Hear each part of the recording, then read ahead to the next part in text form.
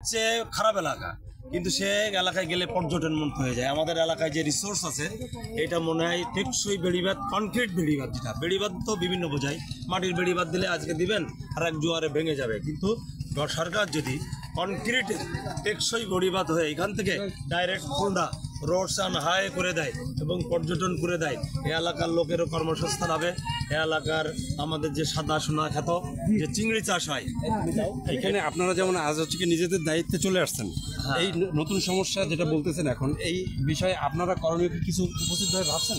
হ্যাঁ, আমরা অলরেডি আমরা আসছি, উপজেলার প্রশাসন যে টিওনো তার কাছে একটা স্মারকলিপি দিয়েছি যে আমাদের বিভিন্ন দাবি তুলে ধরছি, যে টেকসই স্থায়ী কনক্রিট টেকসই বেড়িবাঁধ নির্মাণের জন্য তার কাছে আমরা স্মারকলিপি দিয়েছি।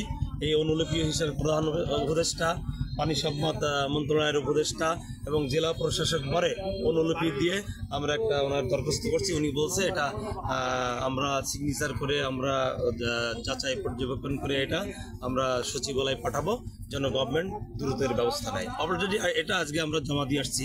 এই আপনি দেখছেন হাজার হাজার জনতা আসছে আমাদের সাথে, এইটা আমরা দিয়ে আসছি উপজেলা প্রশাসন টিওনের কাছে। ধন্যবাদ ভাইজান। তারপরে আমরা দেখতেছি বিষয়টা বিশাল মানে দুর্বার কালকে রাখার সময় মানে উনি অজ্ঞান ছিল, জ্ঞান হয়নি। তিনটি খাওয়ার আর প্যারাসিটামল কত দূরে? এখন তো আছে 2-3 মাইলই আছে। তারা কি আসে না ত্রাণ নিতে? হ্যাঁ, আসতেছে, নেচ্ছে এরকম ভাবে। সবাই নেচ্ছে কম বেশি আর কি। হ্যাঁ, রাস্তার সাইডে বেশি আছে। রাস্তার সাইডে বেশি? হ্যাঁ।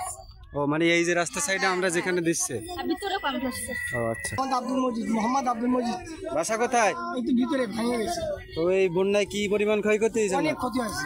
যেমন কি কি? কাপড় চোপড় কিছু নেই ঘরের ভিতরে। আর গবাদি পশু, গরু ছাগল, হাঁস মুরগি মরে গেছে অনেক।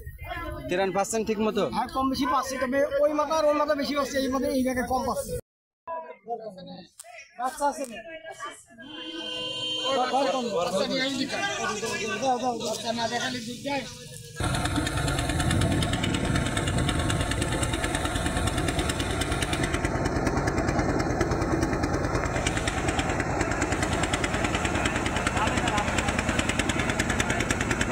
একশো পিস তুলতে সময় লাগে।